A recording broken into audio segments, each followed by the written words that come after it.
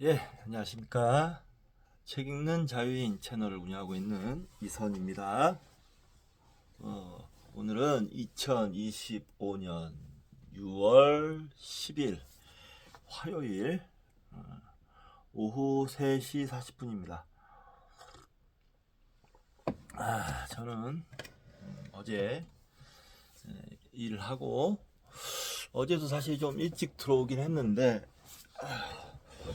그 전날 좀 늦게 잠이 좀 잘 안 와서 늦게 잤어요. 그래가지고 잠이 좀 부족했는지 어제는 계속 자고 내내 자고 오늘 아침에 또 5시에 일어나서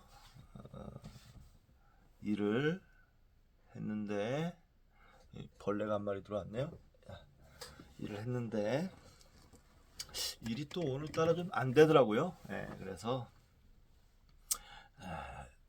오늘 물건 실어놓고 일찍 들어왔습니다. 내일 또 구미로 아침에 갔다가 와야 합니다. 요번 달도 좀 열심히 해야 되는데 날씨가 이제 벌써 더워져가지고 일하기가 쉽지가 않아요. 예, 참 일하기 쉽지 않아. 날씨가 더워지니까.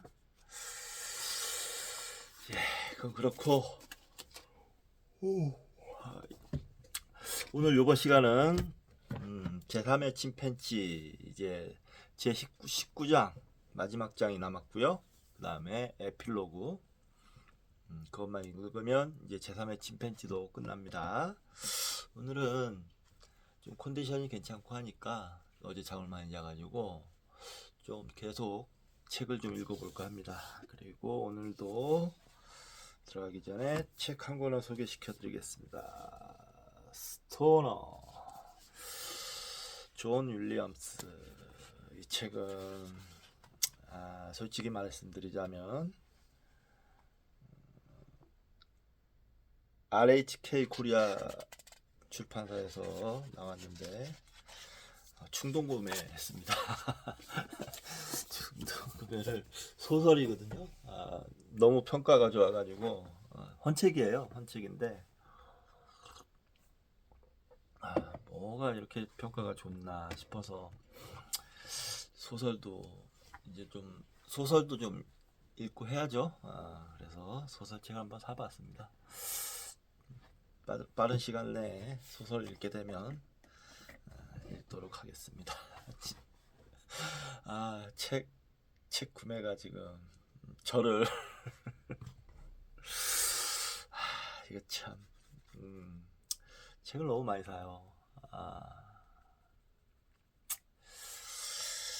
다 읽을 겁니다. 자, 오늘 485쪽 제19장 제2의 구름 핵으로 인한 대규모 참상과 환경 파괴의 위기는 오늘날 인류가 직면한 가장 절박한 문제다.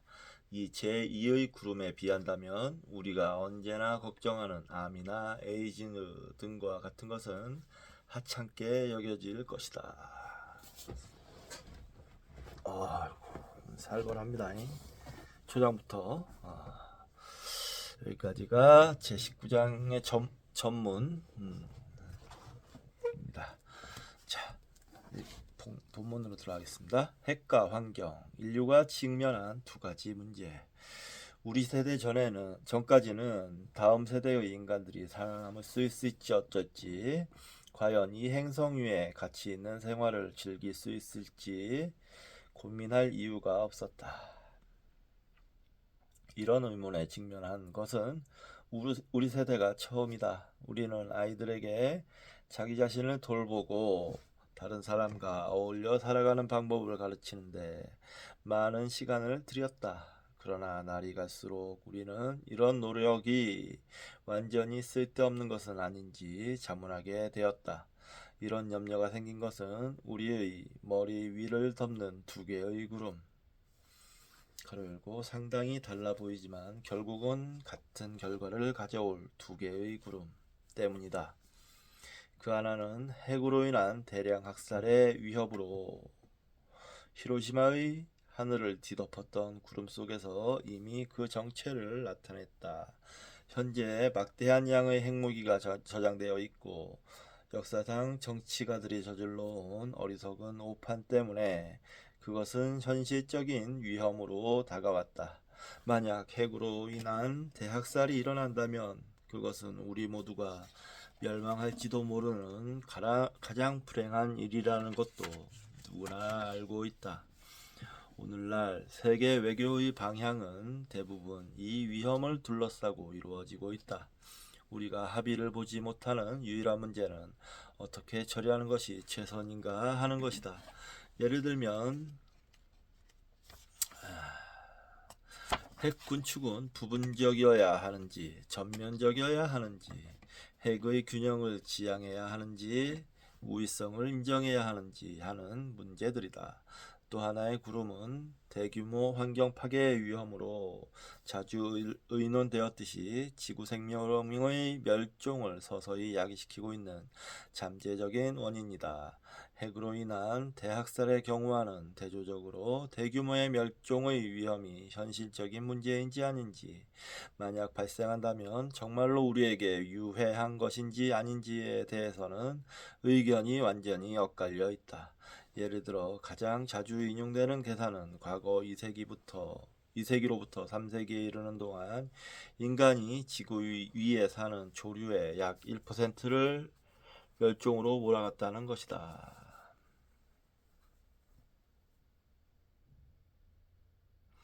근데 지금 이제 2025년 현재는 이게 인간의 그 자연 파괴와 오염물질 발산 때문에 지구 온난화가 심화되고 있다고 밝혀졌죠. 예. 지금도 이거를 그게 음모론이라고 얘기하는 사람들은 좀 문제가 있는 겁니다. 예.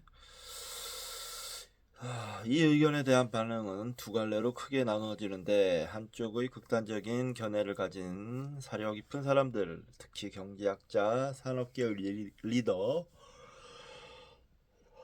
일부 생물학자를 비롯한 대다수의 일반인은 1% 정도의 손실이라면 만약 실제로 일어났다고 해도 별것 아니라고 생각한다. 그들은 1%라는 것은 과장한 것이고, 또 비록 그 수치가 사실이라 해도 대부분의 생물종은 우리에게 별반 쓸모없는 것들이므로 그 10배 정도의 종을 잃어버린다고 해도 별로 큰일이 났다고 생각하진 않는다. 그러나 반대 입장에 있는 다른 사람들, 특히 환경생물학자나 점점 늘어나는 환경보호 운동에 참여하고 있는 사람들은 그와는 정반대로 생각한다. 그들은 1%라는 수치는 오히려 너무 낮게 잡은 것이며, 대규모의 멸종은 인류의 생활의 질뿐만 아니라 생존 그 자체를 위협한다고 생각한다. 이처럼 극단적인 두 견해 중 어느 쪽이 진실에 가까운가에 따라 우리 자손들의 장래가 크게 달라지리라는 것은 분명하다. 핵으로 인한 대규모 참상과 환경 파괴의 위기는 오늘날 인류가 직면한 가장 절박한 문제다. 이 제2의 구름에 비교한다면 우리가 언제나 신경 쓰고 있는 암이나 에이즈, 다이어트 등은 매우 하찮은 문제다. 그런 문제가 인류 전체의 생존을 위협하는 것은 아니기 때문이다. 만약 핵과 환경의 위기가 현실적인 문제가 아니라면 인류는 암이나 그 밖의 사소한 문제와 씨름할 시간이 많을 것이다. 그러나 만약 이 두 문제를 피할 수 없다면 암을 퇴치하는 것이 무슨 소용인가? 인류는 지금까지 얼마나 많은 종을 멸종으로 몰아간 것일까? 또 다음 세대에서는 얼마나 많은 종이 멸종될 것인가? 만약 많은 종이 멸종해버린다면 어떻게 될까? 굴뚝새는 국민 총생산에 얼마만큼의 기여를 하고 있는 것일까? 늦든 빠르든 모든 종은 멸종할 운명에 처한 것일까? 대량 멸종의 위기가 임박했다는 것은 좀 지나친 거짓말에 불과한 것일까? 아니면 정말로 장래에 일어날 위험일까? 그것도 아니면 충분히 실증되고 있는, 이미 겪고 있는 현실일까? 얼마나 많은 종이 대량 멸종의 희생이 되었는지 정확하게 따져보기 위해서는 세 가지 단계를 밟지 않으면 안 된다. 먼저 근대화, 가로 열고 거의 1600년 이후, 가로 닫고에 멸종된 종은 몇 종이나 되고, 다음 1600년 이전에는 얼마만큼의 종이 멸종되었는지 조사해보자. 그리고 세 번째로 우리나 우리 아이들, 자손들의 세대에서는 또 얼마만큼의 종이 멸종될 것인지를 예측해보자. 마지막으로 그것이 우리에게 과연 어떤 결과를 가져올지에 대해서 생각해보자.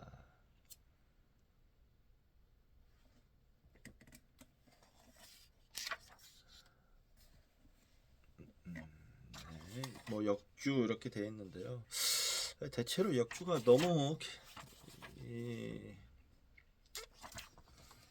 책 내용과 뭐 아주 동떨어지지는 않는데 너무 개인적인 생각에 표시를 많이 내고 있어요. 그래서 안 읽겠습니다.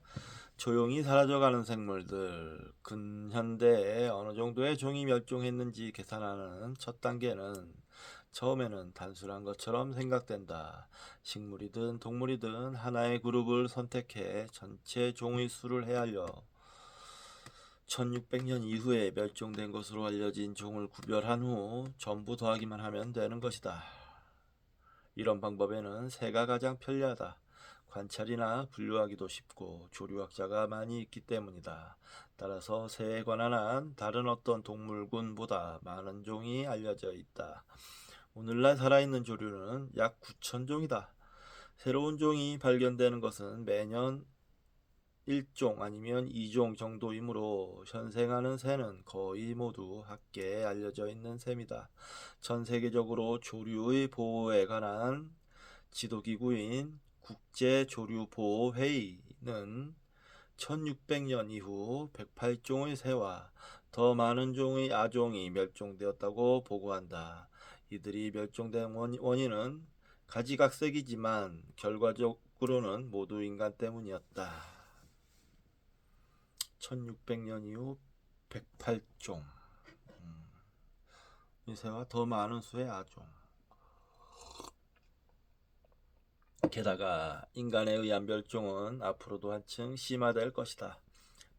108종이라는 수치는 모든 새의 종수 9,000종의 약 1%다. 앞서 1%라는 수치를 제시한 근거는 여기에 있다.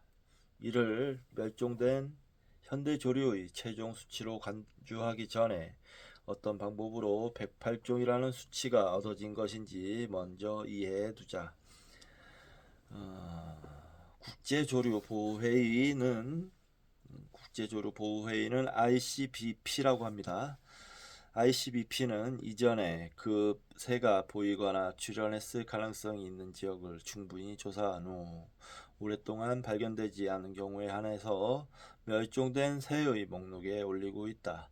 새 전문가들은 대개의 경우 어떤 집단이 점점 작아져서 몇 마리의 개체가 될 때까지 관찰하고 가장 마지막까지 남은 개체의 운명을 끝까지 지켜보고 확인했다. 예를 들면 최근에 미국에서 가장 많이 멸종된 새의 아종은 플로리다주 타이터스빌 근처의 소택지에 살고 있는 잿빛 하얀 참새였다.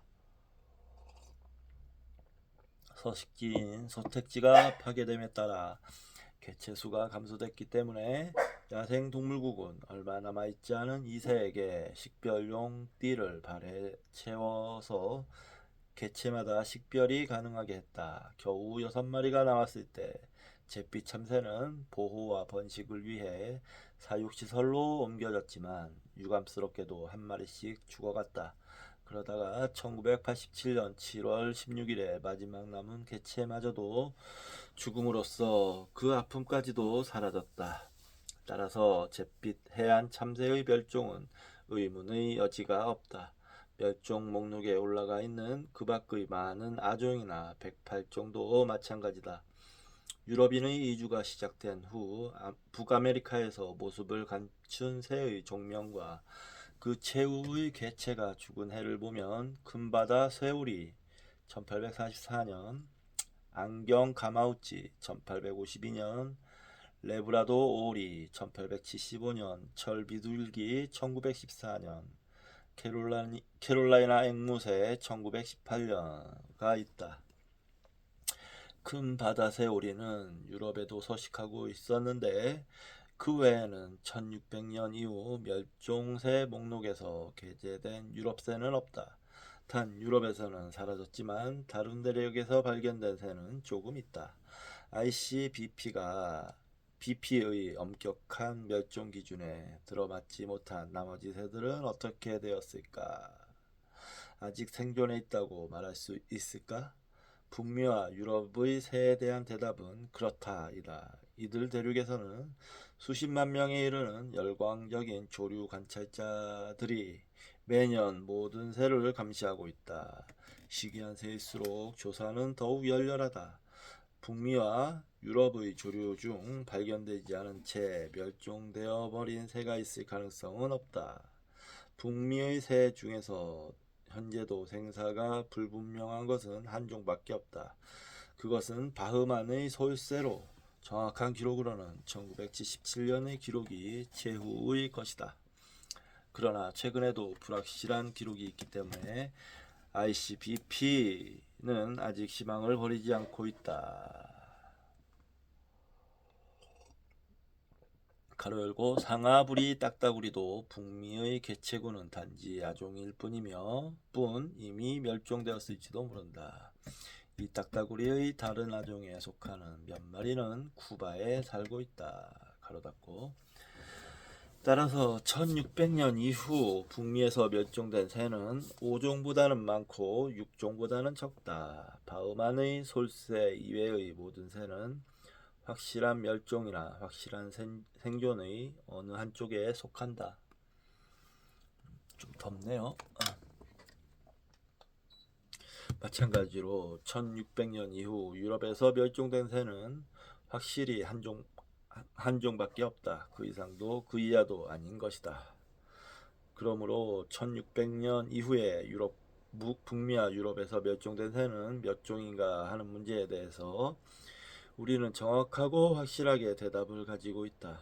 다른 생물군에 대해서도 확실한 대답을 할 수 있다면 대량 멸종을 둘러싼 논쟁의 첫 단계는 완료될 것이다.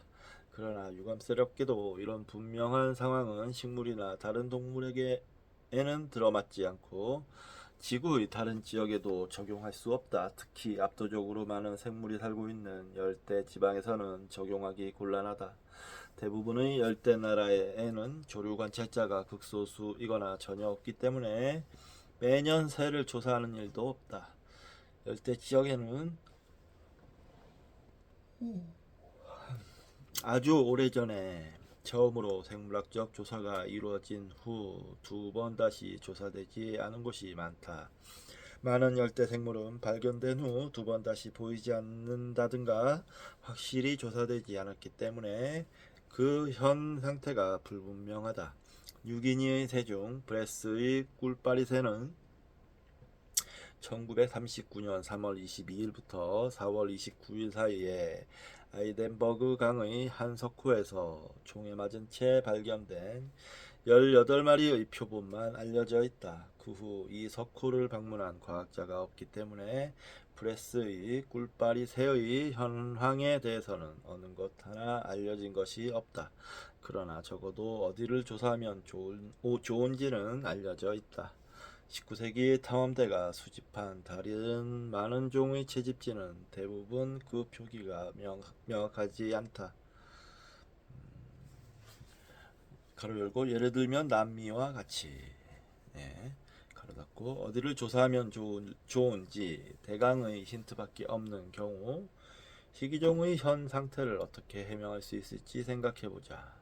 이 새의 지적임이나 행동, 좋아하는 생식지에 관해서는 아무것도 알려진 바가 없으므로 어디를 조사해야 할지도 모르고 한번 흘낏 보거나 소리를 들어서 분류하는 방법도 모른다. 따라서 열대종의 현 상태는 확실한 생존으로도 확실한 멸종으로도 분류할 수 없고 다만 불명이라고 할 수밖에 없는 경우가 많다. 또는 어떤 종이 조류학자의 주의를 끌어 조사 대상이 되는가 하는 것은 우연의 문제이기 때문에 멸종으로 인정됐을 수도 있다. 한 예를 들어보자. 솔로몬 군도는 태평양 지역에서 내 마음에 드는 또 하나의 새 연구지이고 나이가 지긋한 미국인이나 일본인에게는 2차 세계대전 중에 가장 치열했던 전투의 하나로 기억될 만한 장소 가로 열고 과달카날섬 핸더슨 평지 케네디 대통령의 쾌속 초계 어뢰정 동경 공습 직행편을 떠올리지 않을까? 가로 닫고 일 것이다. ICBP는 솔로몬 군도에 살았던 새의 일종인 미크의 관비둘기만을 멸종 목록에 올려놓고 있다. 그러나 새로 알려진 솔로몬 군도의 164종에 대한 최근의 조사를 일람표로 만들어 보고 나서 나는 그중 12종이 1953년 이후 확인되고 있지 않다는 것을 알았다. 그중 12종 중의 몇몇은 이전에는 흔한 새였는데 고양이 때문에 사라졌다는 솔로몬 군도 주민들의 말로 미루어 확실히 멸종된 것으로 여겨진다. 164종 중 12종이 멸종되었다는 것은 그다지 우려할 만한 일이 아닐지도 모른다. 그러나 솔로몬 군도는 인구가 별로 많지 않고 새의 종류도 적으며 경제적인 발전도 되어 있지 않고 풍부한 살림이 있다는 점에서 환경 조건 면에서는 대부분의 다른 열대 지역보다 훨씬 혜택을 받은 곳이다. 좀 더 전형적인 열대 지역으로는 말레이시아를 들 수 있는데 새의 종수는 훨씬 많지만 저지림의 대부분은 벌채되어 버렸다. 생물학 탐험대는 말레이시아의 산림 하천에 사는 266종의 담수어를 분류했는데 4년에 걸쳐 계속된 최근의 조사에서는 반도 못 미치는 122종밖에 발견할 수 없었다. 발견하지 못한 144종의 말레이시아 담수어는 멸종했든지 극소수만 남았던지 일정한 지역에만 국한된 것이 틀림없다. 담수어들은 어느 사이에 그 지경이 되어버린 것이다. 말레이시아는 인간의 압력을 정면으로 받고 있는 전형적인 열대지역이다. 물고기는 과학적인 관심을 많이 끌지 못한다는 의미에서 새를 제외한 모든 동물의 전형이다. 그러므로 말레이시아가 이미 반수 이상 또는 대부분의 담수어를 잃었다는 추정은 다른 열대 지역에 살고 있는 식물이나 무척추 동물, 새 이외의 척추 동물의 현 상태에도 해당될 것이다. 많은 소의 또는 대부분의 명명된 종의 현 상태가 알려져 있지 않는 것이다. 바로 그런 이유 때문에 1600년 이후에 멸종된 종의 수를 정확하게 파악하기가 어렵고 복잡하다. 그러나 문제를 한층 복잡하게 만드는 다른 난제가 있다. 지금까지 우리는 이미 발견되어 기록 가로 열고 명명 가로 닫고 된 종에 대해서만 멸종을 조사하고 기록해왔다. 기록조차 되지 않은 채 멸종되어 버린 것도 있을 수 있지 않을까? 물론 있을 수 있는 일이다. 특정 지역을 집중적으로 조사하는 표본 추출 방법에 의하면 실제로는 전 세계에서 약 3천만 종의 생물이 존재하는 것으로 추정되지만 지금까지 기록된 것은 200만 종도 되지 않는다. 기록되기 전에 종이 멸종될 수 있다는 두 가지의 분명한 예를 설명하겠다. 식물학자 알빈 켄트리는 에콰도르에서 센티넬라라는 고립된 산악지대의 생물을 조사한 후 그 상든 성에서만 서식하는 38종의 새로운 종을 발견했다.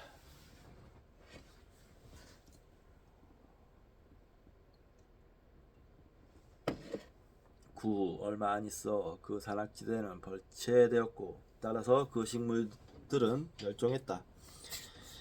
카리브해의 그랜드 케이맨 섬에서 동물학자 프레드 톰프슨이 대리석 산등성이 위의 숲에서만 사는 두 종의 육생 달팽이들을 발견했는데 그 숲은 2, 3년도 되지 않은 사이에 택지 개발 때문에 완전히 베어져 버렸다. 겐트리와 톰프슨이 산등성이를 방문한 때가 우연히도 벌채되기 전이었기 때문에 우리가 멸종된 그 종의 이름을 알고 있는 것이다. 그러나 대부분의 열대 지역은 생물학자가 한 번도 조사하지 않은 상태에서 개발되고 있다.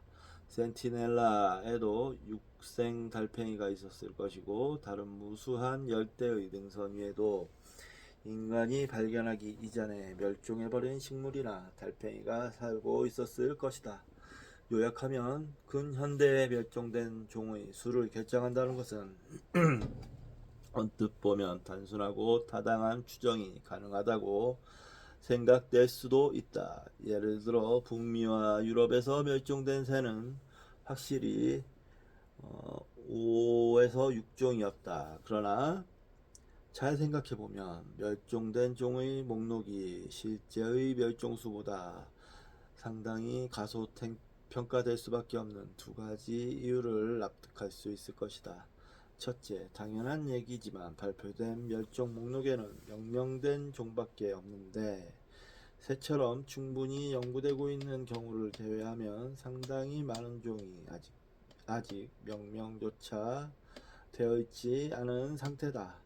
둘째, 북미와 유럽 이외에서 발표된 멸종 목록에는 새를 제외하면 어떤 생물학자가 우연히 그 종에 흥미를 가졌다든가 뭔가 다른 이유로 멸종한 것을 발견한 약간의 종만이 게재되어 있다. 현재 어떤 상태에 있는지 알려져 있지 않은 나머지 모든 생물종 중에서 많은 것이 멸종해 버렸든지 멸종 직전에 있는 것이 말레이시아 담수어다. 예. 아이고. 오늘 또 좀 이랬다고 조금 또 피곤해지려고 하네요. 커피를 좀 마셔야.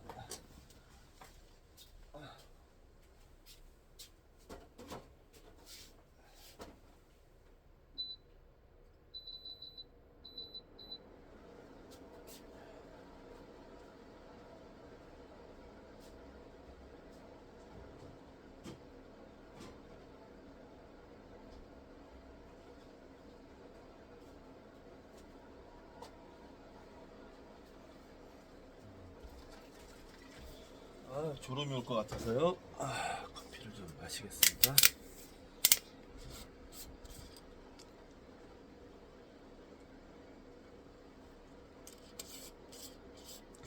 시원하다.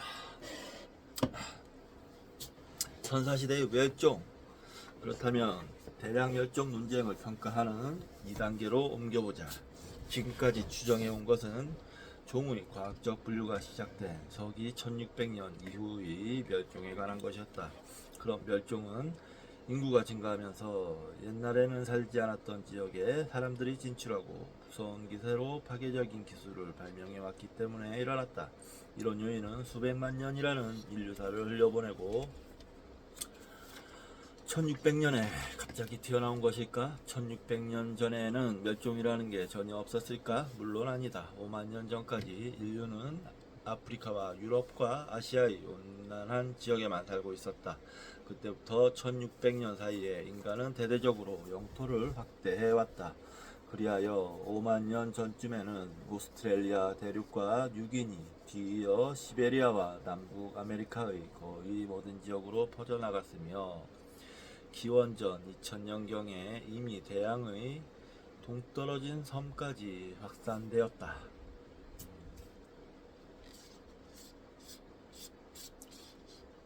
네.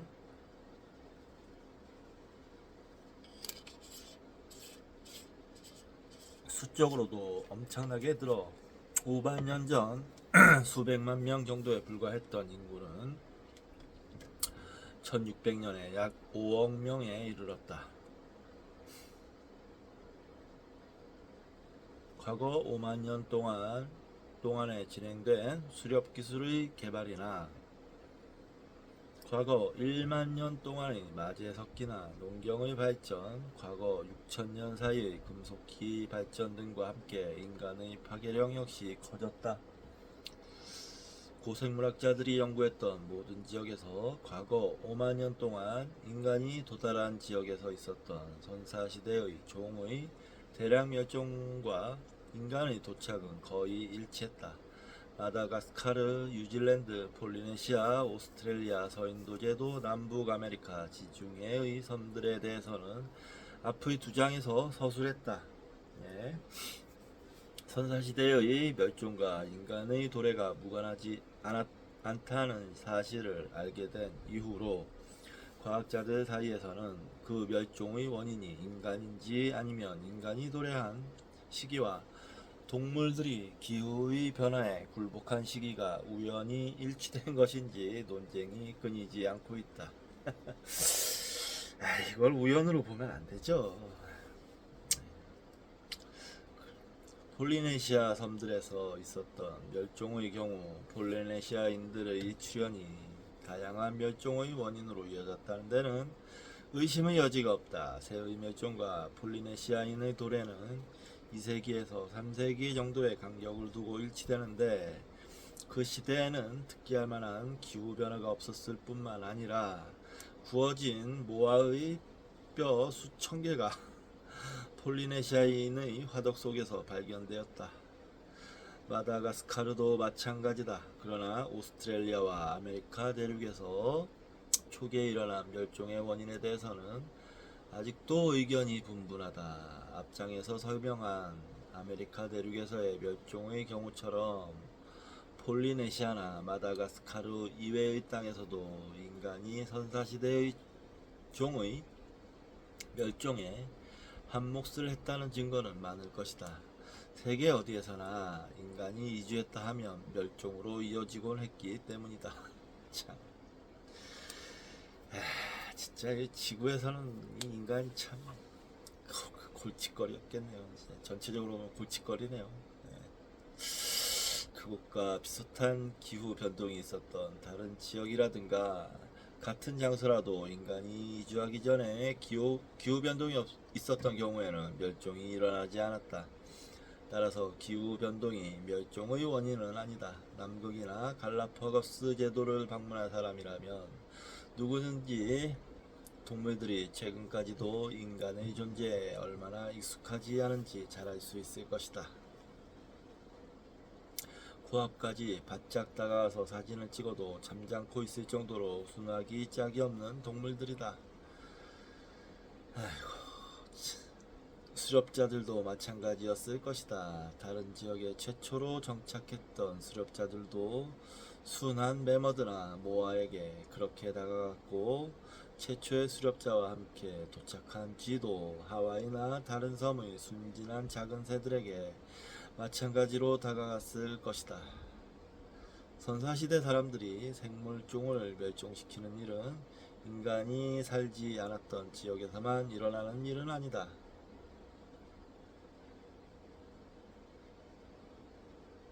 지난 2만 년 동안에 오랫동안 인간이 살던 지역에서도 멸종이 일어났다. 유라시아에서는 털코프소, 매머드, 큰 사슴이 멸종됐고 아프리카에서는 큰 들소, 큰 영양, 큰 말이 멸종됐다. 이들 대형 동물은 그전에도 수렵되어 왔겠지만 전례 없이 강한 무기를 갖게 된 선사인들에게 희생되었을 것이다. 유라시아나 아프리카의 대형 동물은 인간에게 순하게 굴지는 않았지만 캘리포니아의 회색곰이나 영국의 곰, 이리, 비버가 몇천 년 동안 인간에게 사냥당한 끝에 결국 최근에 패배하고 말았듯이 두 가지의 단순한 이유로 사라졌다. 다름 아니라 사람이 늘어나고 무기가 우수해졌기 때문이다. 선사시대에 그렇게 멸종된 종이 얼마나 되는지 어떻게 추정할 수 있을까?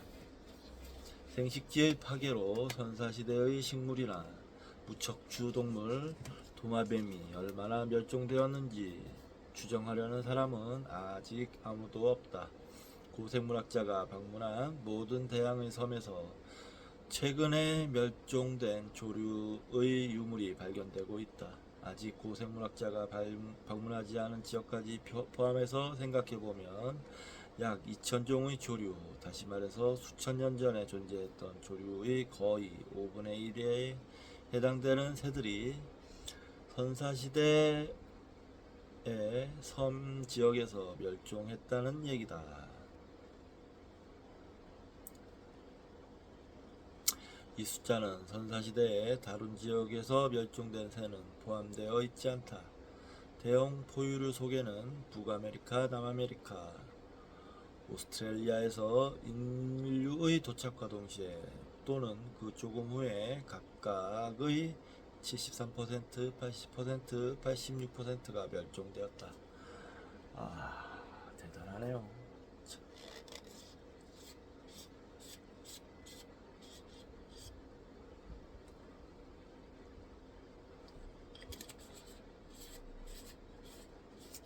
인간은 진짜 무지막지한 동물이네요. 네. 본성이 그런 거죠.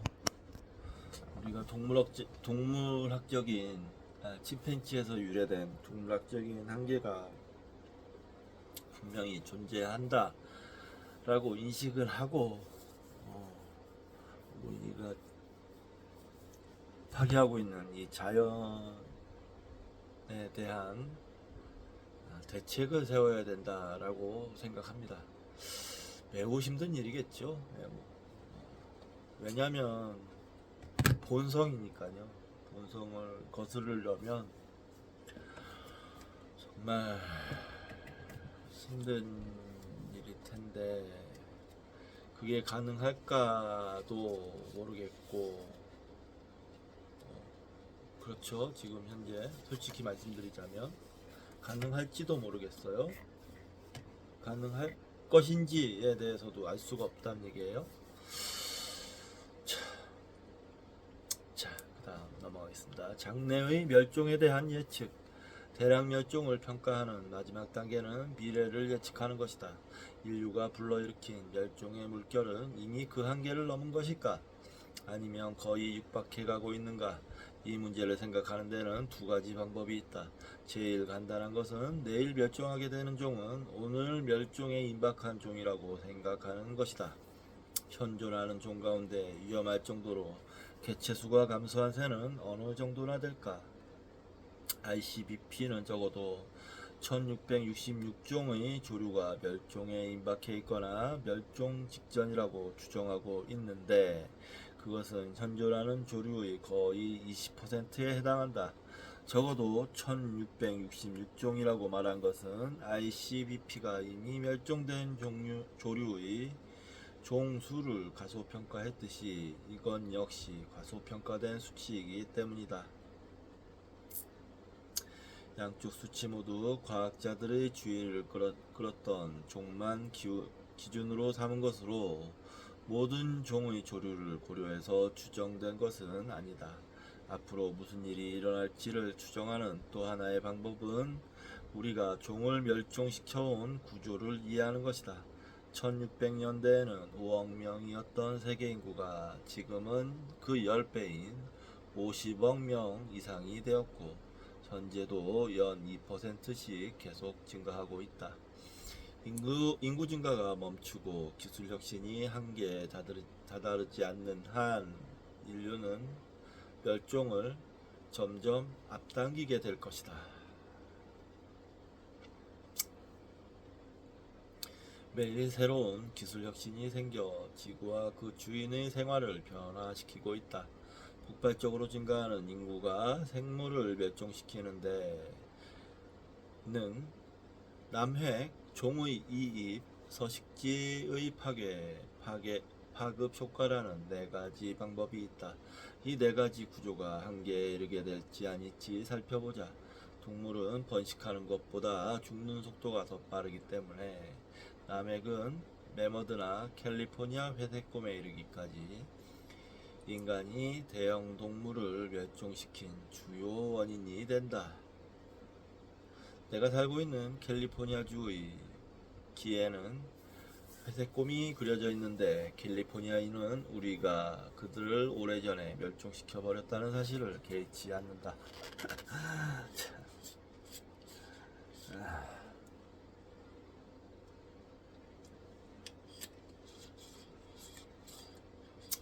살벌하네요. 이거 좀 생각해 봐야 돼요. 진짜 이제는 우리가 생존할 수 하기 위해서 정말 뭐라도 해야 됩니다. 당장 행동하지 않으면 너무너무 위험한 지경까지 와버린 것 같아요. 아무리 생각해도.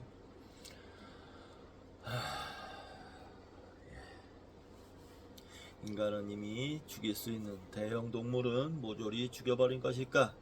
물론 그렇지 않다. 고래의 개체수가 격감했기 때문에 상업용 포경이 국제적으로 금지되자 일본은 학술적인 이유로 포획률을 3배로 늘린다고 발표했다. 이건 뭐야? 이게 말이 되는 소린가? 아프리카의 코끼리나 코뿔소는 상아나 뿔 때문에 점점 많이 학살되고 있다. 오늘날과 같은 변화의 속도라면 코끼리나 코뿔소뿐만 아니라 아프리카나 동남아시아에 사는 대부분의 대형 포유류는 10년에서 20년 안에 멸종되어 동물원이나 국립공원 안에서만 볼 수 있을 것이다. 인간이 종을 멸종시킨 두 번째 방법은 일부러든 우연이든 생물을 본래 서식하지 않던 땅으로 옮겨 놓음으로써 결과되었다.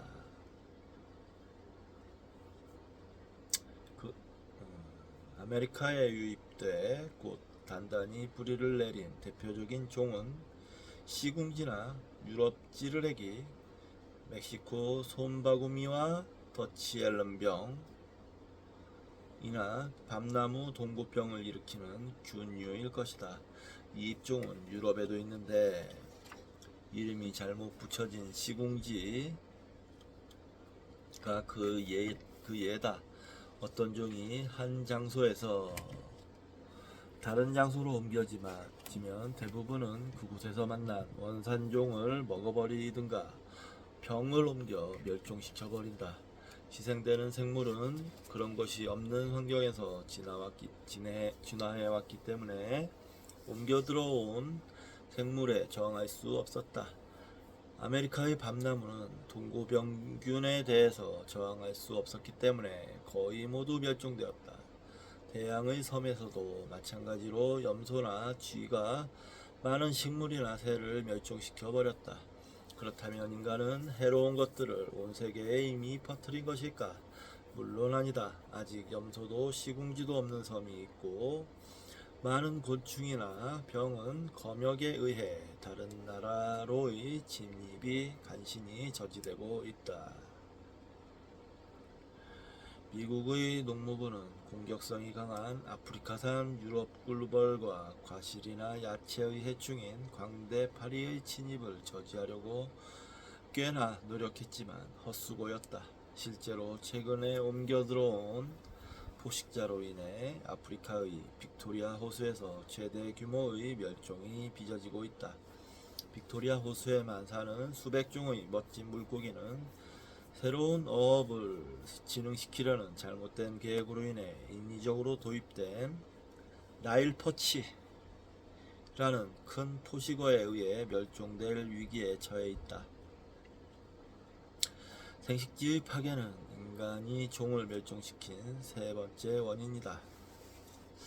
이전에 요 아프리카의 나일 퍼치, 예? 어업을 진흥시키려고 우리나라에도 베스라든지 여러 가지 도입했다가 다시 잡아라 하고 난리도 아니잖아요. 참 어리석죠. 생식지의 파괴는 인간이 종을 멸종시킨 세 번째 원인이다. 대부분의 종은 아주 한정된 유형의 서식지에서만 산다. 소택지 솔새는 소택지에서만 살고 미국 솔나무 솔새는 소나무 숲에서만 산다. 인간이 소택지를 바짝 말리거나 숲을 망가뜨리거나 하면 그곳이 서식지인 종의 모든 개체는 종에 맞아 죽은 것과 다를 바 없이 멸종될 것이다. 필리핀 세부 섬의 산림이 모두 잘려 없어졌을 때 세부 섬 고유의 10종의 새 중 9종이 멸종된 예도 있다. 아이고. 서식지의 파괴에 대한 최악의 사태는 지금부터 일어날 것이다. 인간이 세계에서 서식하는 종이 가장 많은 열대 강우림을 대규모로 베어버리기 시작했기 때문이다.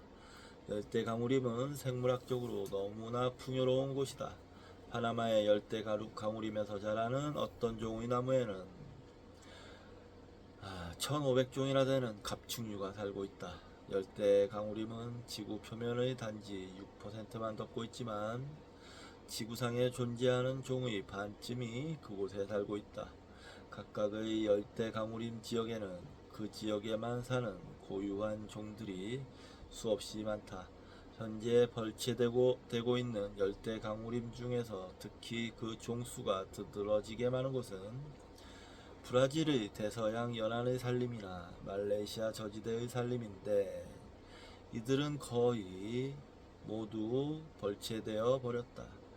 요 브라질 아마존 유역 같은 데서는 벌채 해가지고 거기다가 소 키운다잖아요. 소 잡아먹으려고.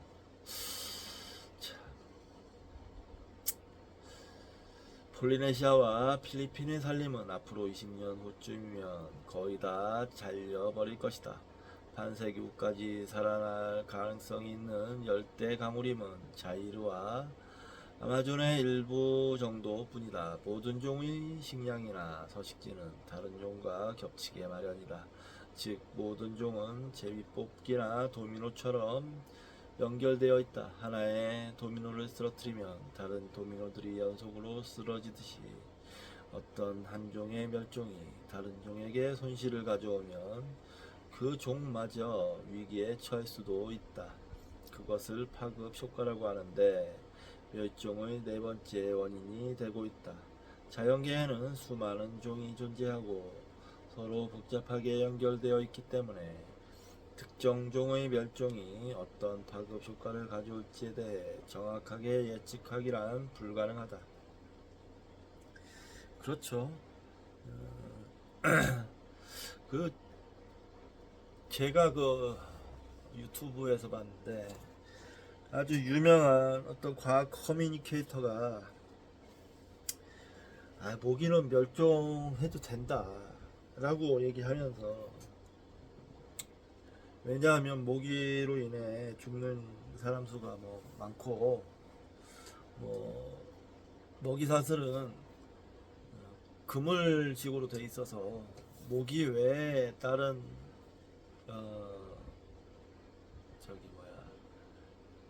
그 그물 사슬을 대체하는 곤충들이 있다. 그러니까 괜찮을 것이다 라고 얘기를 하더라고요. 근데 예측하기란 불가능하죠. 그걸 어떻게 예측합니까? 만약에 모기가 없어지면 어떤 재앙이 벌어질지 모르죠. 50년 전에 파나마의 콜로라도 섬에서 대형의 포식자 가로 열고 아메리카 표범 퓨마 부채머리 독수리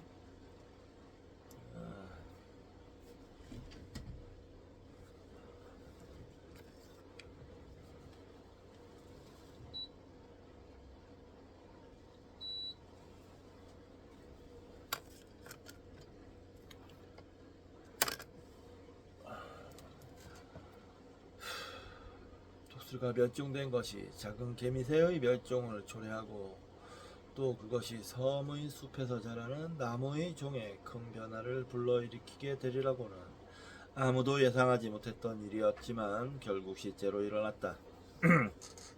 대형 포식동물이 페카리 가로 열고 남북미산 멧돼지의 일종 페카리나 원숭이, 긴 코너구리 등의 중형 포식동물이나 아구티 가로 열고 중남미 서인도 제도산 파카과의 설치류와 파카처럼 씨를 쪼아먹는 중형 동물들을 잡아먹곤 했기 때문이다. 대형 포식동물이 없어지자 중형 포식동물의 개체수가 폭발적으로 증가해 개미새와 그 알을 다 먹어치웠다. 종자를 먹는 중형 동물들도 개체수가 늘어나 지면에 떨어진 종자를 먹었기 때문에 그 종자를 생산하는 수종의 확산을 저지시켜 경쟁 관계에 있는 보다 작은 종자를 생산하는 수종이 증가했다. 산림의 수종에 이와 같은 변화가 일어나면 작은 종자를 먹는 쥐나 생쥐의 개체수가 증가하고 그것은 곧 이들 소형 동물을 먹는 매, 올빼미, 오셀롯 등을 증가시킬 것이다. 그처럼 진기한 새 대형 포식동물의 멸종은 동식물을 포함한 모든 집단에 파급 효과를 미쳐 다른 종까지도 멸종시켰다. 남핵, 종의 이입, 서식지 파괴, 파급 효과라는 네 가지 구조를 통해서 올해 태어난 아기가 60세가 되는 다음 세기의 중반쯤에는 현존하는 종의 거의 반은 멸종하든지 멸종에 임박하게 될 것이다. 나도 다른 아버지들처럼 내 쌍둥이 아들 형제에게 내가 태어나고 자란 세계, 그들이 보지 못한 세계를 어떻게 설명하면 좋을지 고민한다. 그들이 어른이 되어서 세계 생물의 보고이며 25년 동안 내가 일해온 유기니에 함께 갈 무렵에는 유기니의 동쪽 고지림의 대부분은 벌채되어 버리고 없을 것이다. 인간이 지금까지 자초한 멸종에 앞으로 빚어낼 멸종을 더하면 그 멸종의 파장은 공룡을 멸종시켰던 소행성의 충돌을 웃도는 규모가 될 것이 분명하다. 그 소행성의 충돌에서 포유류나 식물, 그 밖의 많은 종은 대부분 상처 없이 계속 살아남았지만 이제부터 일어날 멸종은 거머리도 백합도 사자도 모두 똑같이 공격할 것이다. 그렇기 때문에 멸종의 위기는 과장된 악몽도 먼 훗날에나 일어날 일도 아니다. 그것은 5만 년 동안 가속되어 왔으며 우리 아이들의 시대나 돼야 완결된 사건일 것이다. 왜 멸종의 위기가 문제인가? 마지막으로 멸종의 위기가 당면 문제라는 것은 인정하지만 중요성을 인정하지 않는다는 주장을 검토해보자. 무엇보다도 멸종은 어차피 자연적인 과정이 아닐까? 그렇다면 어째서 지금 일어나고 있는 멸종이 그렇게 대단한 걸까? 현재 인류가 일으키고 있는 멸종률이 그 어떤 자연적인 멸종률보다 훨씬 높다는 것이 그 물음에 대한 답변이다. 지구에 존재하는 3천만 종 가운데 반 정도가 다음 세기에 멸종할 것이라는 예측이 맞는다면 1년에 15만 종, 1시간에 17종이 멸종해가고 있는 셈이다. 참 대단하네요. 세계 9천종의 조류는 연간 2종의 비율로 멸종한다. 그러나 자연 상태에서 멸종하는 속도는 1세기에 1종 이하였다. 따라서 현재의 멸종률은 정상적인 비율의 200배가 넘는다. 멸종이 자연법칙이라는 이유로 그 위기를 무시한다면 사람은 누구나 죽게 마련이라며 학살을 정당화하는 것과 같다. 두 번째 문제는 그래서 어떻게 하라는 것인가 이다. 우리는 자녀의 일에는 신경을 써도 딱정벌레나 물고기의 일에는 무신경하다. 1,000만 종의 딱정벌레가 멸종했다고 해서 누가 눈이라도 깜빡하겠는가? 이 문제에 대한 답 역시 간단하다. 인간 역시 다른 종과 마찬가지로 존재하기 위해 여러 측면에서 많은 종에 의지하며 살아간다. 우리가 호흡하는 산소의 생산, 내뿜는 이산화탄소의 흡수, 배출하는 쓰레기의 분해, 식량, 토양의 생산성 유지, 수목이나 종이의 생산은 다른 종으로부터 얻는 혜택이다. 그렇다면 인간에게 필요한 종만을 보호하고 다른 종은 멸종시켜도 상관없지 않을까? 물론 그것은 잘못된 생각이다. 인간에게 필요한 종 역시 다른 종에게 의존해서 살고 있기 때문이다. 파나마의 개미새는 자기들에게 아메리카 표범이 필요하다는 것을 상상조차 할 수 없었을 것이다. 그처럼 생태학적 연쇄의 관계는 매우 복잡하여 필요없는 도미노가 어떤 것인지 우리로서는 알 수 없다. 다음의 세 가지 질문에 대답해보자. 세계의 종이 생산에 가장 기여하고 있는 수목 10종은 무엇인가? 그들 10종의 수목에 해로운 10종의 새는 무엇이며 그 꽃의 자가수분 곤충 10종은 무엇이며 그 종자를 퍼뜨리는 동물 10종은 무엇일까? 만약 당신이 목재회사의 사장이라서 멸종시켜도 괜찮은 수종을 결정하게 된다면 당신은 해답 불가능한 이 세 가지 질문에 대답해야 한다. 만약 당신이 몇백만 달러라는 이익을 얻기 위해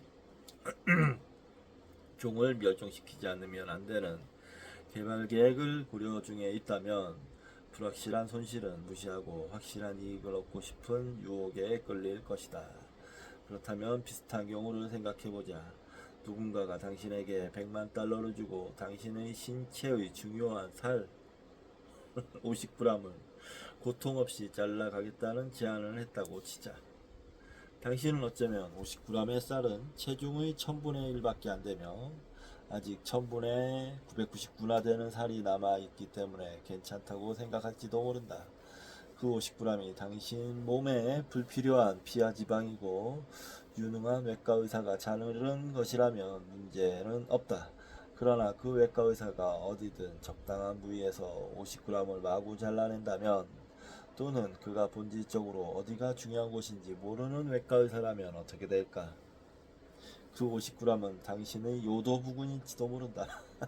그리고 지금 우리가 이 행성의 자연 서식지의 대부분을 팔아치우려 하듯이 당신이 당신의 몸의 대부분을 팔아버릴 생각이라면 결국은 요도 부근도 없어지게 될 게 분명하다. 그러면 처음에 인간의 미래에 드리워져 있다고 말한 두 개의 구름을 비교하여 문제를 조명해보자. 핵으로 인한 대량 사륙은 물론 매우 중대한 기결을 가져온다. 지금은 일어나지 않고 있지만 장래에 일어날 수도 있고 영원히 일어나지 않을 수도 있다. 환경 파괴로 인한 대량 사륙은 치명적이라는 점에서는 같지만 이미 일어나기 시작했다는 점에서 핵의 경우와는 다르다.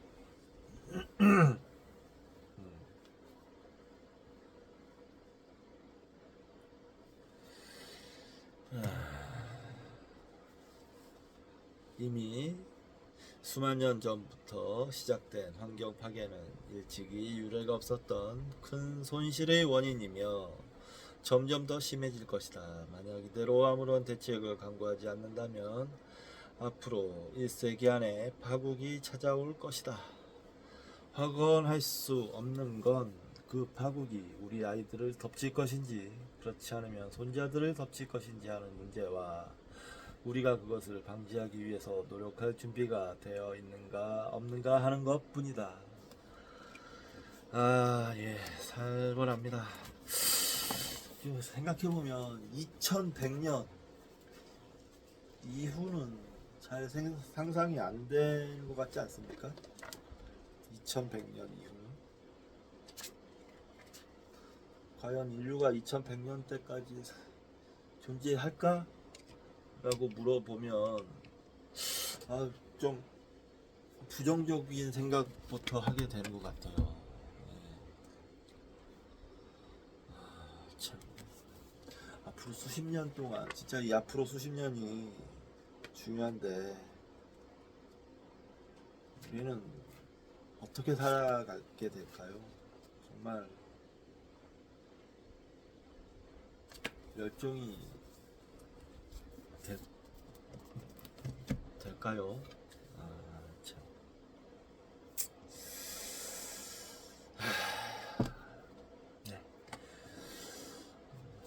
진지한 문제입니다. 예. 이제 본문은 다 읽었고요. 에필로그가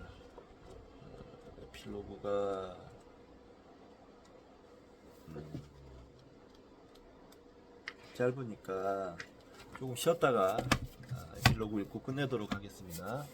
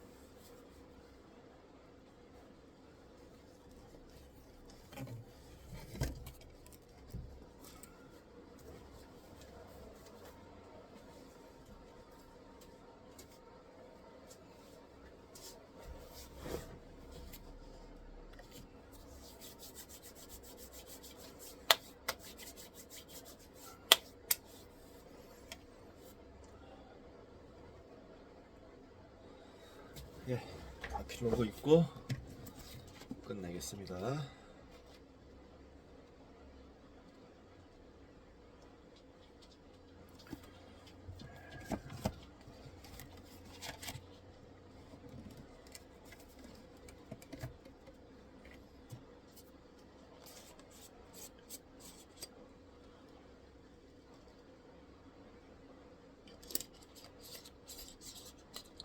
에필로그. 아무 교훈도 못 얻고 모든 건 잊혀지고 말 것인가. 지금과 같은 환경 파괴가 계속된다면 인류의 미래는 암울할 수밖에 없는 것이다. 그렇다면 역사의 종말을 받아들여야만 하는가? 역사로부터 얻은 교훈을 우리가 정책적으로 이용한다면 미래는 그렇게 어둡지만은 않을 것이다. 자, 여기가 전문이고요. 여기까지가 본문. 그러면 인류가 번영하기 시작한 지난 300만 년의 역사를 돌아보고 최근에 이르러 모든 인류가 구축한 문화와 운명이 어처구니 없게 전복되고 말 것 같은 징후가 나타나게 된 현실을 직시하면서 이 책의 본래 주제로 되돌아가 보고자 한다. 인간의 조상이 동물들 중에서도 유별난 존재였다는 것을 나타내는 최초의 징후는 약 250만 년 전 아프리카에서 최초로 등장한 매우 조잡한 석기였다. 이 도구가 대량으로 발견된 것은 그 석기들이 점차 인류의 일상생활에서 중요한 역할을 하게 되었음을 말해주고 있었다. 인간과 가장 가까운 생물인 보노보나 고릴라는 도구를 사용하지 않지만 침팬지는 극히 초보적인 몇 개의 도구를 사용한다. 그러나 그 도구가 그들의 생존에 불가결한 것이었다고는 말할 수 없다. 어쨌든 그런 조잡한 도구가 인간이 종으로 성공하는데 획기적인 도약의 계기가 된 것은 아니었다. 그 후로도 약 150만 년 동안 인간은 아프리카에서만 살았다. 약 100만 년 전에 이르러 인간은 유럽과 아시아의 온대 지방까지 뻗어나갔고 침팬지의 세종 중에서는 가장 넓은 지역에 분포하는 종이 되었지만 그래도 사자보다는 그 생활의 범위가 훨씬 좁았다. 인간의 도구는 조잡하기 이를 데 없는 수준에서 매우 조잡한 수준으로 아주 느린 속도로밖에는 진보하지 않았다. 10만 년 전까지는 적어도 유럽과 아시아의 인류인 네안데르탈린은 일상적으로 불을 사용하게 되어 있었다. 그러나 그 밖의 점에서는 인간은 여전히 대형 포유류의 한 종에 지나지 않았다. 그때까지 인간은 예술과 농업과 고도의 기술 등을 조금도 발명하지 못했다. 언어를 가지고 있었는지, 약물 중독이 되어 있었는지, 또는 오늘날과 같은 기묘한 성적 습성과 삶의 주기적 전환을 가지고 있었는지는 알 수 없다. 그러나 네안데르탈린은 40세 이상 사는 일이 거의 없었기 때문에 폐경을 맞는 여성은 없었을 것이다. 행동상의 대약진은 약 4만 년 전에 갑자기 유럽에 나타났는데 그것은 해부학적으로 현대인인 아프리카의 호모 사피엔스가 근동을 거쳐 그곳에 발을 디딘 시기와 일치한다. 이 시점에서 인간은 예술이나 특수한 도구를 이용한 기술, 그들이 사는 곳이 다른 데마다 다른 문화와 시간에 따라 발전해가는 문화 혁신 등을 보이기 시작했다. 그러한 행동의 약진은 의심할 여지 없이 유럽 이외의 땅에서 발전해왔지만 막상 발전이라고 할 만한 것은 아주 급격히 일어났음에 틀림없다. 그 까닭은 10만 년 전에 남아프리카에 살았던 해부학적 의미에서의 현대인은 그들의 동굴에 남겨놓은 유류품으로 보아 그들은 그때까지도 훌륭한 침팬지에 지나지 않았기 때문이다.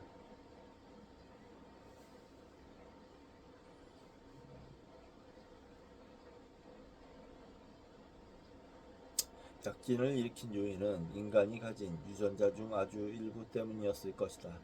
인간과 침팬지의 유전자는 오늘날까지도 1.6%밖에 차이가 나지 않는다. 대약진은 인간의 언어 능력이 완성됨으로써 가능했다고 생각된다. 우리는 흔히 크로마뇽인을 인류의 고귀한 특징을 맨 처음으로 나타내준 사람이라고 여겨왔다. 그 성질이란 바로 현대 문제의 근원이 되는 두 가지 성향이었다. 그것은 서로를 대량으로 살해하고 환경을 파괴하는 성질이다. 크로마뇽인 이전에도 뭔가 예리한 것으로 구멍이 뚫리고 뇌를 끄집어내기 위해서인 듯 마구 깨트려진 인간의 두개골이 나와 살인과 식인의 증거를 제공하고 있다. 예, 이거는 유명하죠. 아마 초기에 인간들이 그 동물이나 심지어는 사람들까지 그 뇌를 많이 먹었을 거라고 해요. 왜냐면은 동물이든 사람이든 아무튼 동물들은 이 두개골은 단단하기 때문에 잘 깨지지가 않으니까 다른 그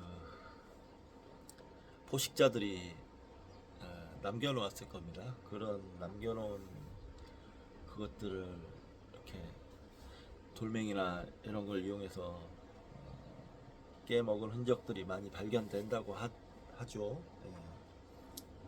아마 이제 이게 크로마뇽인 시대, 그러니까 구석기 시대에 벌어진 일이 아니었을 겁니다. 예.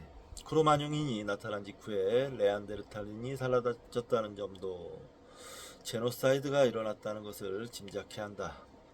인간이 삶의 자원을 스스로 파괴해버리는 능력은 5만 년 전 인류가 오스트레일리아에 도착한 이후 그곳에 살던 대형 포유류가 대부분 멸종되어 버린 사실로도 알 수 있다. 만약 고도의 문명의 발생이 늘 자멸의 시작과 함께 자란다는 것이 다른 태양계에서도 적용될 말이라면 외계에서 왜 비행 접시가 지구를 찾아오지 않았는지 쉽게 이해할 수 있다. 그러니까 이 말은 다른 우주 저 멀리 어디에서 또 문명이 발달했더라도 서로 죽이면서 멸망했을 거라는 얘기죠. 자, 약 1만 년 전 최종 빙하기가 끝날 무렵에 인간은 발전의 속도를 점점 가속화해 갔다. 인간이 두 아메리카 대륙을 점유하면서 동시에 대형 포유류가 멸종하기 시작했는데 어쩌면 그것은 인간이 빚어낸 일인지도 모른다. 그 직후에 농업이 시작되고 수천 년 후에는 최초로 문자에 의한 기록이 가능해지면서 인간이 지닌 발명의 재능이 풍부하다는 것을 전해주기 시작했다. 그 기록을 보면 인간은 이미 약물에 중독되었으며 대량 학살을 빈번하게 자행했을 뿐 아니라 그것을 찬양하기까지 했다는 것을 전하고 있다. 환경 파괴는 점점 많은 사회의 기반을 무너뜨리고 폴리네시아와 마다가스카르에 최초로 정착한 사람들만 해도 대량으로 생물을 멸종시킨 장본인이었다. 읽고 쓸 줄 아는 유럽인이 1492년부터 전 세계에 확산되면서 인류의 흥망성쇠를 자세하게 말해줄 수 있었다. 최근 수십 년 동안 인간은 다른 별에 신호를 보내는 방법뿐만 아니라 하룻밤 사이에 스스로를 파괴시킬 수 있는 기술까지 발달시켰다. 비록 인간이 그렇게 빨리 종말에 이르지는 않는다 해도 지구의 생산력의 대부분을 독점적으로 이용하고 있는 일이랄지 다른 종을 절멸시켜 나가는 일은 물론 환경을 더 빠른 속도로 파괴하고 있기 때문에 다음 세기의 인류의 생존이 유지될지는 장담할 수 없다. 그렇죠.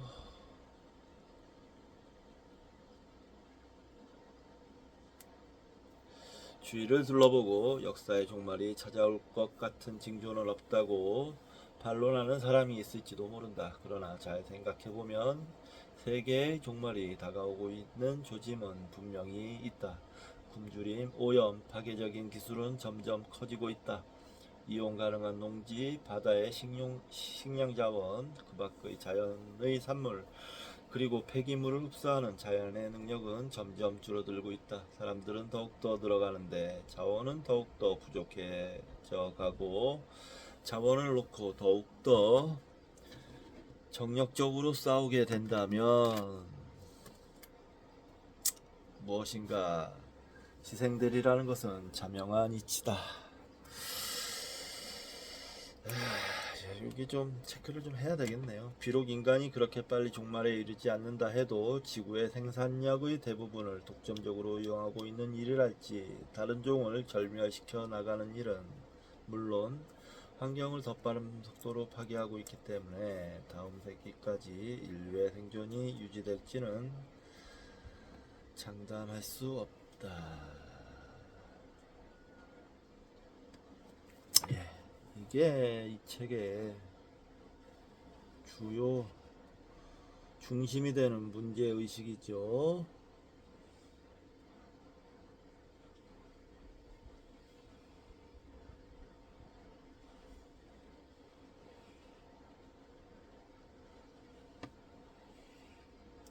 불교에서는 인간의 번뇌의 이유를 탐진치 삼독으로 들고 있는데 마찬가지입니다. 인류의 멸망이 온다면 탐진치 때문에 오게 되겠죠. 그러면 도대체 어떻게 되는 것일까? 비관적일 수밖에 없는 이유는 얼마든지 있다. 지금 살아있는 사람이 내일 모두 죽는다 해도 인간이 지금까지 저질러온 환경 파괴의 영향은 앞으로 몇십 년 동안 계속될 것이다.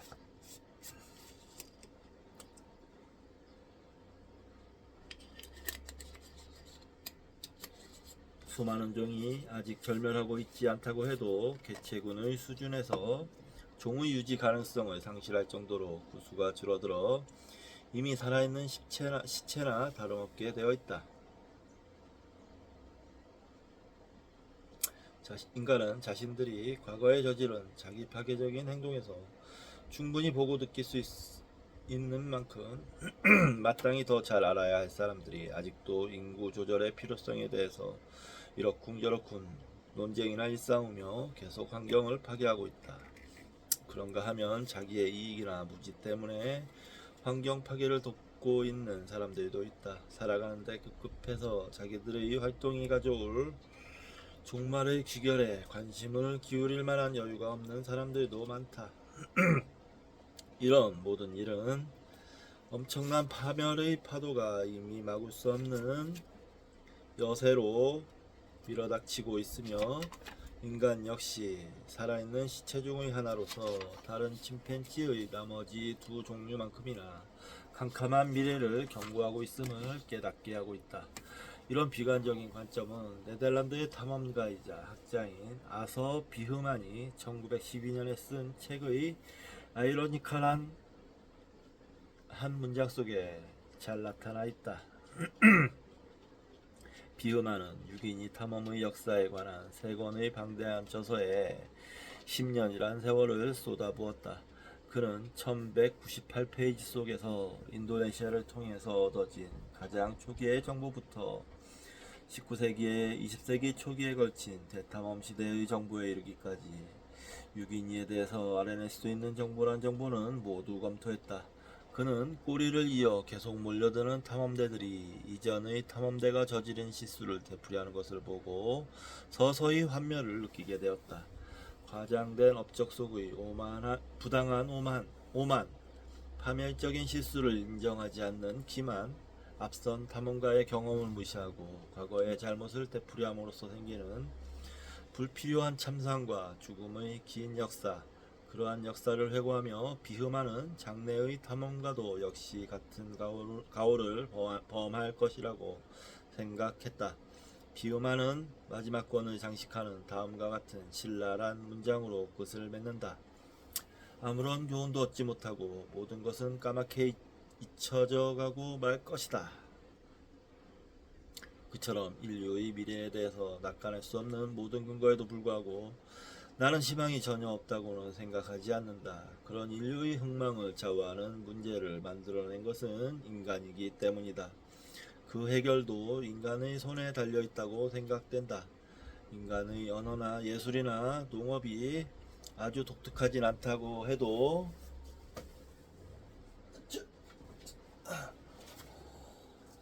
지리적, 역사적으로 멀리 떨어진 동료인 다른 인간이 한 일을 보고 배울 수 있다는 점에서 인간은 확실히 독특한 동물이다.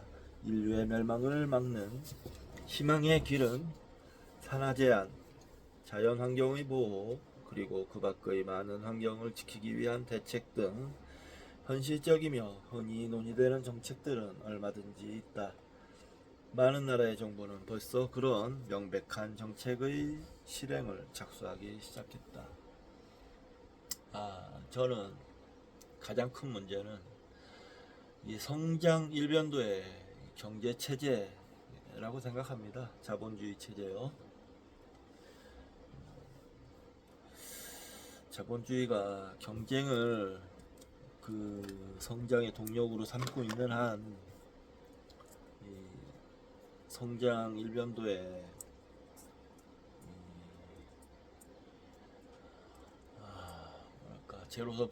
제로섬 싸움은 끝나지 않을 텐데요. 이제는 진짜 성장을 좀 멈추고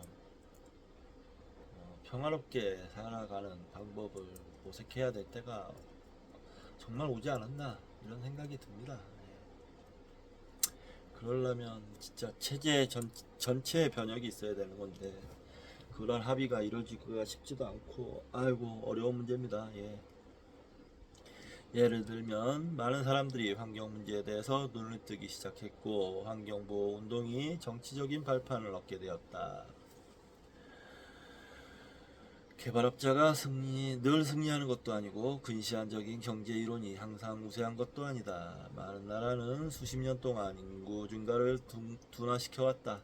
집단 학살이 사라진 것은 아니지만 통신기술이 진보함에 따라 멀리 떨어진 곳에 있는 사람들을 우리와 다른 열등한 인간으로 취급하는 일은 비난의 대상이 되었을 뿐만 아니라 정통적으로 외지 사람을 혐오하는 인간의 성향은 약화되었다. 히로시마와 나가사키에 원자 폭탄이 떨어졌을 때 7살이었던 나는 그 후 수십 년간 세계를 뒤덮었던 핵 사륙의 위기감을 생생히 기억하고 있다. 그때부터 반세기가 지난 지금까지 핵이 군사 목적으로 사용된 일은 없다. 지금 1945년 8월 9일 이후의 어떤 때보다도 핵으로 인한 대학살의 위기는 멀어진 듯하다. 1979년 이후 인도네시아 정부의 고문으로서 인도네시아 령인 유기니에 자연보호구를 만든 이후 나의 장래 예측은 상당히 변화되었다. 겉보기만으로는 인도네시아가 위태로운 자연환경을 보존하는 데 있어 큰 성공을 거둘 수 있는 지역이라고 말할 수는 없다. 인도네시아는 열대의 제3세계가 안고 있는 문제를 가장 첨예하게 드러내고 있는 지역이다. 인도네시아는 1억 8천만의 인구를 가진 세계에서 5번째로 인구가 많은 나라다. 인도네시아의 인구는 급속하게 증가하고 있는데 15세 이하가 그 절반을 차지하고 있다. 특히 인구가 많은 몇몇 지역의 과잉 인구가 다소 인구가 적은 지역으로 유입되고 있다. 이곳에 조류 관찰자가 많을 리 없고 현지 사람들로 구성된 환경보호 운동이 있을 리도 없다. 정부 역시 서구적 의미의 민주주의는커녕 극도로 부패가 만연되어 있다. 인도네시아는 석유와 천연가스 수출에 이어서 원시림의 벌채로 외화를 벌고 있는 것이다. 이런 모든 것이 있기 때문에 인도네시아에서는 생물보호나 자연보호가 국가적인 차원에서 다뤄지지 않을 것이라고 누구나 생각하기 쉽다. 처음에 이리안 자야에 갔을 때 나 역시 제대로 이루어진 환경보호 계획이 가능하다고는 진지하게 기대하지 않았지만 다행스럽게도 비흐만 같은 비관적인 생각은 사실과 다르다는 것을 알게 되었다. 환경보호의 가치를 충분히 깨닫고 있는 인도네시아의 지도층의 지도력 덕분에 현재 이리안 자야에는 전체 면적의 20%에 해당하는 지역을 보호하는 계획이 실시되기 시작했다. 계획은 관리들의 책상 위에 머무는 부질없는 건 아니다. 이 계획에 따라 내가 인도네시아 정부의 고문으로서 이를 추진해감에 따라 나는 자연보호 구역 안에 버려진 제재소, 순찰중인 산림보호관, 차례차례 완성되는 산림관리 계획 등을 보게 되었고 기쁨에 넘친 놀라움에 사로잡히게 되었다. 그 같은 결과는 단순한 이상주의의 산물이 아니라 인도네시아의 국익을 냉정하게 바로 내다봄으로써 이루어낸 결과였다. 인도네시아에서 이런 일이 가능했다면 환경보호운동을 벌이는 비슷한 장애가 있는 다른 나라에서나 또 환경보호운동의 기반이 더 폭넓은 부유한 나라에서도 가능한 일일 것이다. 인류의 문제를 해결하기 위해 전혀 새로운 기술이 발명되길 기다릴 필요는 없다. 우리에게 필요한 것은 몇몇 국가가 이미 시행하고 있는 것과 같이 누구의 눈에도 명백하게 확실한 정책을 과감하게 추진해 나가는 국가가 더욱더 많이 나오게 하는 데 있다. 일반 시민이 악화되어가는 지구와 인류의 장래를 보존케 하는 데 있어 무력하다는 것도 사실과 다르다. 최근의 여러 해 동안 시민단체가 고래잡이, 모피코트를 위한 대형 고양이과 동물의 남획, 야생 침팬지 수입과 같은 멸종의 원인을 억제시킨 예는 작은 예에 불과하다. 사실 그런 일이야말로 지극히 평범한 시민이 약간의 기부로 큰 영향을 행사할 수 있는 분야의 일이다.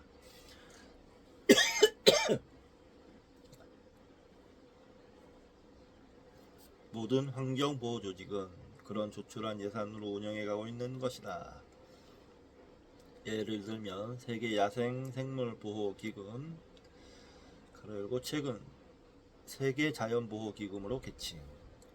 기금이 모든 영장류의 보호를 위해 벌이고 있는 전 세계적인 활동의 예산은 겨우 수십만 달러에 불과하다. 수천 달러만 더 있으면 멸종에 임박해 있는 또 다른 원숭이나 유인원, 여우 원숭이류의 보호도 가능하다. 인간이 생존을 둘러싼 매우 어려운 문제에 봉착해 있고 해결의 전망도 불확실하긴 하지만 나는 경계를 하면서도 낙관적으로 인류의 장래를 보고 싶다. 비음안의 신랄한 마지막 문장도 틀림없이 증명되었다. 비음안의 신랄한 마지막 문장도 틀렸음이 증명되었다. 비음안 이후의 유기니 탐험가들은 과거의 교훈을 받아들여 전임자들이 범했던 파괴적이고 어리석은 행동을 반복하지 않았다. 비음안의 말보다 인류의 장래에 더 어울리는 명구는 오토 폰 비스마르크의 회고록 속에 들어있다. 그가 살아온 긴 생애의 끝에 이르러 주변 세계를 전망하는 비스마르크에게도 냉소적인 태도를 지닐 만한 이유는 얼마든지 있다. 몇십 년 동안 유럽 정치의 중심에 있었던 예리한 지성의 소유자 비스마르크는 유기니 탐험의 초기 역사에서처럼 불필요한 어리석은 행동이 반복되는 역사를 보아왔을 것이다.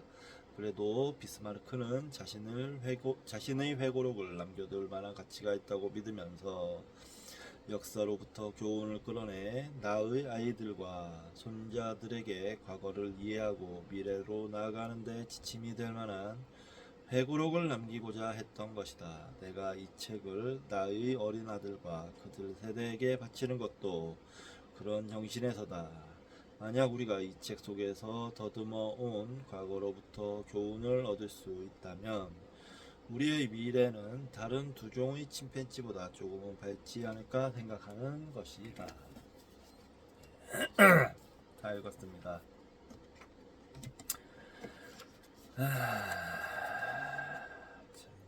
이 뒤에는 참고문헌 소개가 있는데요. 주로 논문들이고요.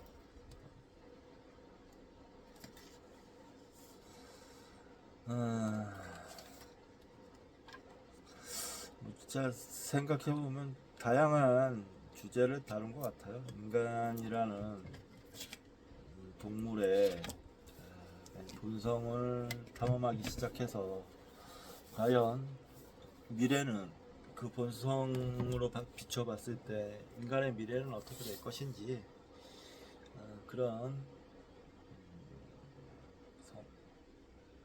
성찰 같은 것이 성찰이 담겨 있는데, 근데 이 정도의 성찰 가지고는 인간의 어떤 유전적 한계, 생물학적 한계를 뛰어넘기에 이제 역부족이죠. 진짜 이제 인간은 빡빡 긁어 모아야 됩니다. 우리가 그동안 물려받아왔던 지식과 지혜를. 그래서 생존의 길로, 지속적인 생존의 길로 갈 수 있도록 길을 열어 제껴야 합니다. 어려운 일이겠지만 제가 지금 이렇게 책을 읽으면서 서로의 지식을 나누고 지혜를 나누고자 하는 것도 크게 보면 그런 의도가 있는 겁니다. 예. 그러면 자, 책을 한번 띄웠습니다. 기념비적인 날이네요, 오늘도. 자, 일단 좀 쉬었다가 다음 책을 좀 읽고, 오늘은 좀 졸립더라도 웬만하면 안 자려고요.